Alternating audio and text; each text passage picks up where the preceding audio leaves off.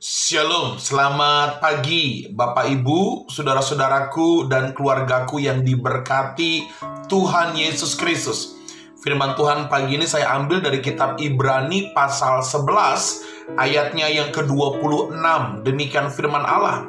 Ia menganggap penghinaan karena Kristus sebagai kekayaan yang lebih besar daripada semua harta Mesir, sebab pandangannya ia arahkan kepada upah. Bapak Ibu keluargaku, hari ini firman Tuhan saya beri judul upah yang menanti orang percaya. Bapak Ibu keluargaku, tidak dapat dipungkiri bahwa kehidupan Kristen memiliki tanggung jawab yang berat. Ya, Alkitab berkata, mengikut Kristus harus mampu menyangkal diri, memikul salib, dan mengutamakan Kristus di atas segala-galanya. Ketiga hal ini bukan hal yang mudah, ini adalah hal yang berat. Namun dengan kesadaran akan adanya upah, memberikan kekuatan bagi kita untuk tetap melakukan yang terbaik bagi Tuhan. Katakan amin.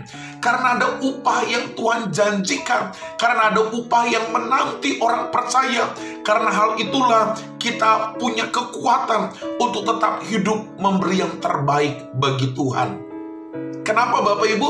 Karena sesungguhnya upah yang tersedia, yang dijanjikan Allah kepada kita, memiliki dua dimensi. Dimensi yang pertama adalah dimensi hari ini, yaitu kemenangan, sukacita, dan mujizat. Katakan amin. Dan yang kedua dimensi hari esok, yaitu bicara mengenai keselamatan dan tempat di sorga. Bapak Ibu, berkat-berkat inilah, upah-upah inilah yang Tuhan janjikan kepada kita orang-orang percaya. Karena itu saudara, sebagai orang-orang yang setia kepada Kristus, siapa yang sungguh-sungguh mencari Tuhan, memuliakan hati Tuhan, maka saya mau katakan upah itu akan menjadi nyata. Kita terima dan kita raih di dalam kemenangan. Nah saudara, pertanyaannya adalah, upah apa saja Pak Pendeta yang bisa kita dapat baik dimensi hari ini, baik upah dimensi hari esok? Saudara, saya menulis ada 7 upah yang Tuhan sediakan bagi kita kalau kita sungguh-sungguh mengasihi Tuhan. Yang pertama, Yohanes 15 ayat 7 dikatakan ada upah dari jawaban doa kita. Lalu yang kedua, kehidupan yang selalu naik. Ulangan pasal 28 ayat 13-14. Lalu yang ketiga, kita ada upah akan melihat iblis dihancurkan. Kita tidak akan kekurangan. Kita akan menjadi berkat. Kita hidup dalam keberhasilan dan keberuntungan. Dan pada akhirnya kita akan memerintah bersama-sama dengan Kristus di dalam kerajaan sorga. Bapak Ibu, ketujuh upah ini bukanlah sebuah isapan jempol yang Allah sampaikan kepada kita. Ketujuh berkat ini akan menjadi bagian kita kalau kita melakukan hal yang berkenan kepada Tuhan. Rindukah saudara? Tertarikkah saudara dengan upah yang Allah janjikan bagi kita? Kalau saudara rindu menerima upah dari Tuhan, maka dengarkan firman Allah. Allah akan menepati janjinya. Allah akan menyatakan upah yang lebih dahsyat dari apa yang tidak kita pikirkan. Tetapi ada harga yang harus kita bayar. Nah kalau gitu pertanyaannya adalah, orang-orang yang seperti apa yang berhak menerima 7 upah tadi? Yang pertama saudara adalah orang yang hidup di dalam Kristus. Orang yang mengutamakan Kristus di atas segala-galanya. Kristus bukan pilihan, tapi Kristus menjadi prioritas di dalam kehidupannya. Bapak Ibu, jadikan Kristus Yesus nomor 1 dalam hidupmu, dalam pekerjaanmu, dalam pelayananmu, dalam bisnismu, dalam keluargamu. Saya katakan, jadikan Kristus nomor 1 dalam kehidupan kita. Hiduplah di dalam Kristus. Lalu yang kedua, siapa orang yang berhak menerima 7 upah tadi? Yang kedua adalah orang yang setia bertahan sampai akhir.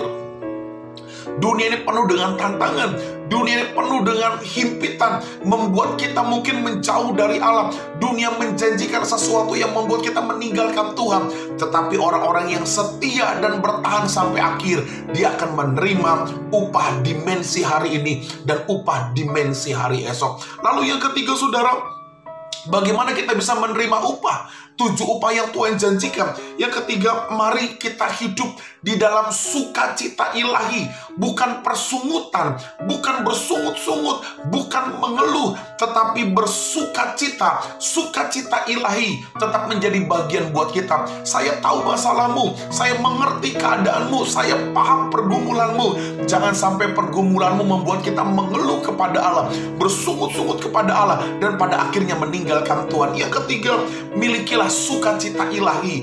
Apapun yang engkau hadapi, bersukacitalah di dalam Tuhan, karena kita punya Tuhan yang dahsyat. Yang keempat, terakhir saudara, bagaimana kita bisa menerima 7 upah yang Tuhan janjikan?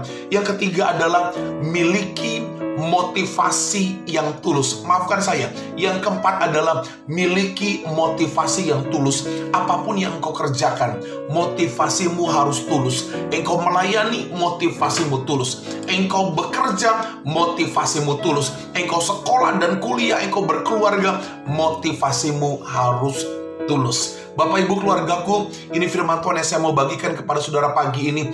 Percayakah bahwa Tuhan akan mencurahkan 7 berkat yang dahsyat bagi kita? Ada jawaban doa, ada kehidupan yang selalu naik. Kita akan melihat iblis dihancurkan, tidak akan pernah mengalami kekurangan. Kita akan menjadi berkat, hidup dalam keberhasilan dan keberuntungan, dan pada akhirnya kita akan memerintah bersama-sama Tuhan Yesus dalam kerajaan sorga. Shalom, Tuhan memberkati kita semua.